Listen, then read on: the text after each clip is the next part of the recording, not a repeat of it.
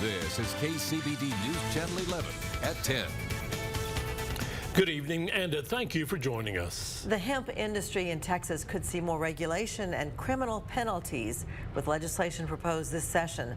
Those bills were authored by Lubbock Senator Charles Perry. They were part of his conversation with KCBD News Channel 11's Case Wilbanks. He joins us now with his reasoning for the proposed laws. Case? Well, Karen and Abner, Senator Perry believes there's more opportunity for Texas farmers when it comes to the hemp crop, but he also sees opportunity for others to take advantage. He says these proposed laws are targeted and in hopes of clearing up confusion.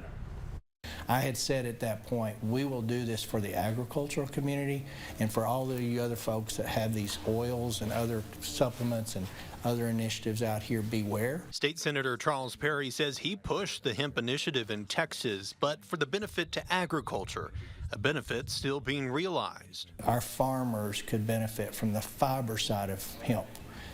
It is a construction material. It's fire retardant, it's strong, and it's recurring. And so there's a large worldwide market or global market that we haven't tapped into. He believes hemp producers are doing well, but it's been challenging. Largely because there's no distinction between consumable, consumer purchased, over the counter. Arguably there's some merit to some of those that have some medicinal value that are perceived value. What he says is concerning to him is the chemical or substance from hemp referred to in these bills as Delta-9 and a potential synthetic use. They literally create a synthetic kind of psychotropic out of a organic. So they've taken something, as I've said and predicted, if you go down this road, there's going to be repercussions. And bills he's filed create more regulation, penalties like fines, and establish a criminal offense, a Class B misdemeanor,